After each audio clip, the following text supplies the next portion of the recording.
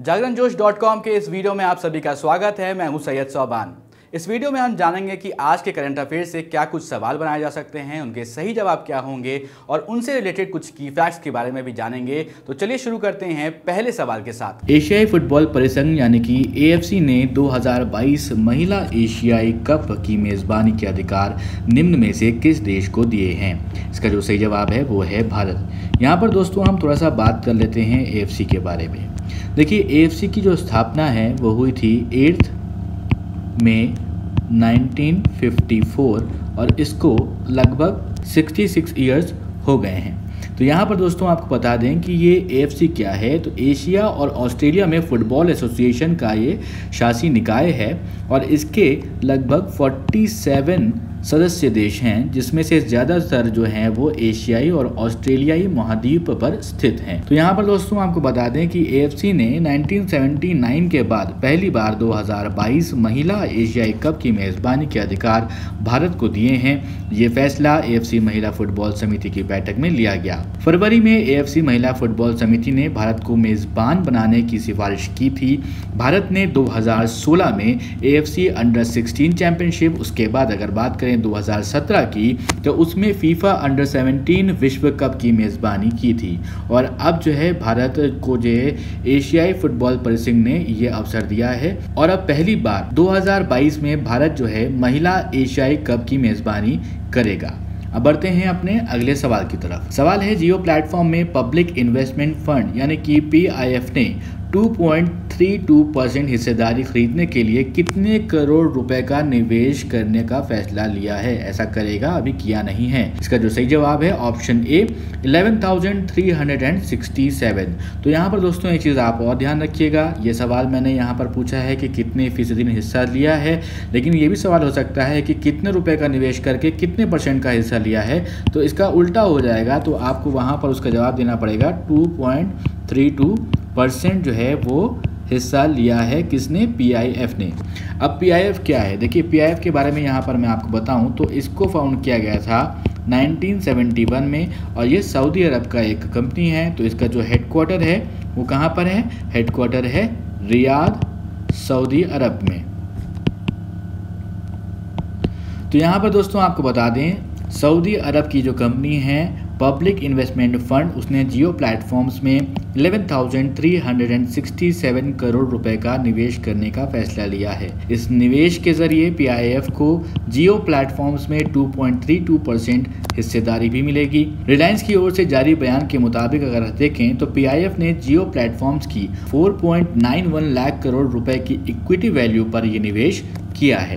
दोस्तों इस वीडियो में आगे बढ़ने से पहले एक जरूरी सूचना आप सभी के लिए। हमारी वेबसाइट जागरणजोश.com पर अगर आप करंट अफेयर्स पढ़ना चाहते हैं तो आपको अपने ब्राउजर में टाइप करना है www.jagranjosh.com, जिसके बाद आपको हमारी वेबसाइट का होम पेज नजर आएगा। इसके बाद आपको करंट अफेयर्स के टैब पर जाना है। ड्रॉप डाउन में आपको मंथ वाइज करंट अफेयर्स मिल जाएंगे, जहां आप मंथ के हिसाब से करंट अफेयर्स पढ़ सकते हैं। जब आप करंट अफेयर्स टैब पर क्लिक करेंगे तो आपको कुछ इस तरह से पेज नजर आएगा। अगर आप कैटेगरी वाइज करंट अफेयर्स पढ़ना चाहते हैं तो आप अपनी पसंद के हिसाब से कोई भी कैटेगरी चूज कर सकते हैं, जिसमें latest, national, international, sports, technology और इकोनॉमी जैसी कैटेगरीज मौजूद हैं। हाल ही में किस राज्य सरकार ने नीट परीक्षा को पास करने वाले सरकारी संस्थानों के छात्रों को 10% यानी कि 10% आरक्षण देने की घोषणा की है? यहाँ पर मैंने बात करी है नीट एग्जाम की। तो नीट क्या है? नीट है national eligibility cum entrance test. ये किस लिए होता है? ये मेडिकल में एडमिशन के लिए, दाखिले के लिए होता है।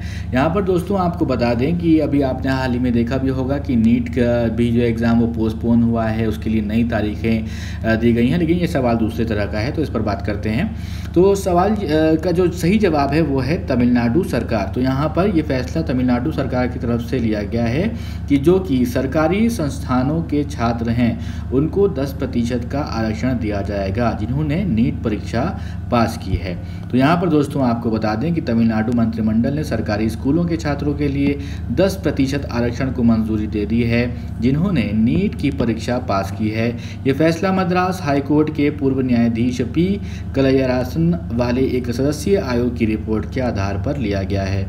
क्षैतिज आरक्षण उन सभी वर्गों के छात्रों पर लागू होगा जिन्होंने सरकारी स्कूलों में पढ़ाई की है, जो नगरपालिकाओं और निगमों आदि द्रविड़ और जनजातीय कल्याण कल्लार पुनर्वित्त और स्कूलों और वन विभाग के स्कूलों में आते हैं। तो ये सब उनके लिए है, तमिलनाडु सरकार ने ये फैसला लिया है। अब बढ़ते हैं अपने अगले सवाल की तरफ। सवाल ये है कि विश्व एथनिक दिवस निम्न में से किस दिन मनाया जाता है? इसका सही जवाब है 19 जून। तो इसका सही ऑप्शन है ऑप्शन डी 19 जून। यहाँ पर दोस्तों आपको बता दें विश्व एथनिक दिवस प्रतिवर्ष 19 जून को मनाया जाता है। ये दिवस क्यों मनाया जाता है और इसका उद्देश्य क्या होता है इसके बारे में समझते हैं। देखिए, ये दिवस जो है विश्व भर में अलग अलग क्षेत्रों को ऐतिहासिक विरासत, सभ्यता, मानव जाति, विज्ञान, कला और संस्कृति को सहेजने के लिए और जागरूकता उसके बारे में फैलाने के उद्देश्य से मनाया जाता है।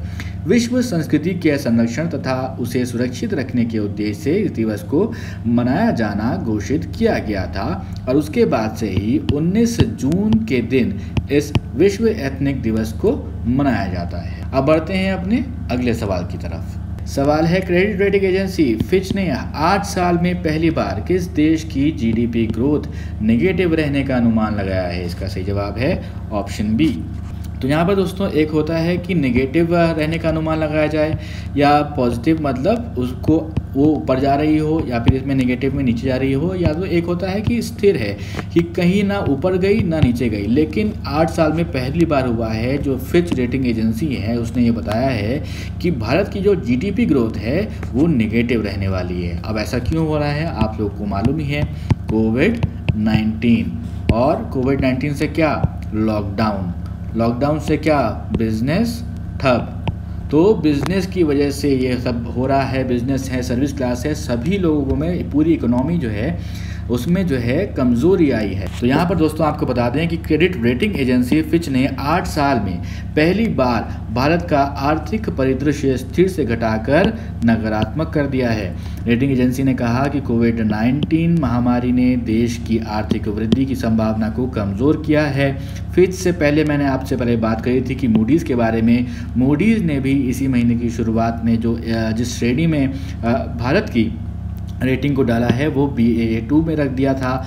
फिच का अनुमान है कि देश की अर्थव्यवस्था में 31 मार्च 2021 को समाप्त होने वाले वित्त वर्ष के दौरान 5% का संकुचन आएगा। फिच ने इससे पहले साल 2012 में भारत की अर्थव्यवस्था का परिदृश्य स्थिर से घटाकर नकारात्मक किया था। अब बढ़ते हैं अपने अगले सवाल की तरफ। सवाल है कि ऑस्ट्रेलिया क्रिकेट बोर्ड ने हाल ही में किस बैटिंग कोच को उनके पद से हटा दिया है? इसका सही जवाब है ग्रेम हिक। यहाँ पर दोस्तों आपको बता दें कि जिस तरह से बहुत सारे ऐसे देश हैं जहाँ पर लॉकडाउन लगा, कोविड ने बहुत सारा अपना छाप छोड़ी है और वो इकोनॉमी पे पड़ रही है, जिसकी वजह से जॉब लूज़ हो रही हैं। तो अगर हम बड़े स्तर पर देखें तो अब ऑस्ट्रेलिया के जो प्रमुख कोच हैं जस्टिन लैंगर, उन्होंने हाल ही में कहा कि देश के क्रिकेट बोर्ड के खर्चे में कटौती की कवायद के तहत सपोर्ट स्टाफ जो होता है क्रिकेट टीम का, उसकी संख्या कम करने से खिलाड़ियों पर कोई भी बुरा असर नहीं पड़ेगा। तो ऑस्ट्रेलिया क्रिकेट बोर्ड ने हाल ही में जो बैटिंग कोच हैं ग्रेम हिक जिसका नाम है, उनके पद से उनको हटा दिया है। तो यहाँ पर आपको बता दें कि कोविड-19 महामारी के चलते करीब 40 लोगों को निकाला गया है, जिसमें से कि ग्रेम हिक भी शामिल हैं। यहाँ पर आपको बता दें कि ग्रेम हिक ने इंग्लैंड के लिए 65 टेस्ट मैच खेले हैं और 120 ODI यानी कि वनडे इंटरनेशनल मैचेस खेले हैं।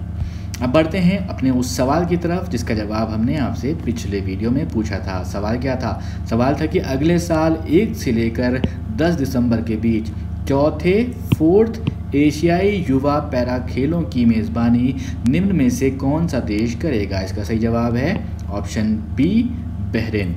तो आप में से बहुत सारे दोस्तों ने इसका सही जवाब दिया है। यहाँ पर दोस्तों आपको बता दें एशियाई पैरालंपिक समिति APC ने हाल ही में घोषणा करी है कि बहरीन अगले साल 1 से लेकर 10 दिसंबर के बीच चौथे एशियाई युवा पैरा खेलों की मेज़बानी करेगा। इन खेलों में 20 साल से कम उम्र के लगभग 800 खिलाड़ी भाग लेंगे और प्रतियोगिता में 9 खेलों की जगह दी गई है, जिसमें कि एथलेटिक्स, बैडमिंटन, पावर लिफ्टिंग, तैराकी, टेबल टेनिस भी शामिल किए गए हैं। ये पहला अवसर होगा जब बहरीन एक बड़ी पैरा खेल प्रतियोगिता की मेज़बानी करेगा। अब दोस्तों एक सवाल आपके लिए, जिसका जवाब आपको हमें कमेंट बॉक्स में लिख कर देना होगा। सवाल है कि किस देश की संसद ने उत्तराखंड के पिथौरागढ़ जिले में भारतीय क्षेत्र पर दावा करने वाले नए नक्शे को मंजूरी दे दी है। इसका जो जवाब है आपको हमें कमेंट बॉक्स में लिख कर देना है। आपके ऑप्शंस हैं नेपाल, बांग्लादेश, पाकिस्तान या फिर चीन। आपने अगर ध्यान से मेरे वीडियोस देखे होंगे या फिर और भी आप करंट अफेयर्स कहीं से पढ़ते होंगे, अखबार पढ़ते होंगे, तो इसका जवाब बहुत ही आसानी से आप दे देंगे। और भी जानकारी आपको इसके बारे में होगी, वो जानकारी आप हमें कमेंट बॉक्स में लिखकर ज़रूर बताइएगा। अब इससे होगा क्या, देखिए मैं इसलिए कहता हूँ कि और भी ज़्यादा जानकारी दीजिए, क्योंकि लोग वीडियो देखने के बाद एक बार कमेंट ज़रूर देख लेते हैं, तो वहाँ पर अगर जानकारी और ज़्यादा होगी तो मैं जितना बता पाता हूँ आपको उतना तो मैं कोशिश करता हूँ कि आपको मैं इस वीडियो में इंक्लूड करके बता दूं, लेकिन कमेंट में अगर सही जानकारी होगी तो उससे आपको किसी दूसरे की भला भी हो जाएगा, तो किसी और को भी ज्ञान मिल जाएगा। लेकिन एक बात सबसे इम्पोर्टेंट ये है कि ज्ञान तो इस इंटरनेट के समुंदर में बहुत ज़्यादा है, लेकिन सही ज्ञान चुनना बहुत ज़्यादा ज़रूरी है। इसीलिए मैं आपसे कहता हूँ कि इस वीडियो को अगर आपने लाइक किया, पसंद किया है, तो इसको लाइक ज़रूर करें और इस वीडियो को शेयर करें अपने दोस्तों के साथ भी।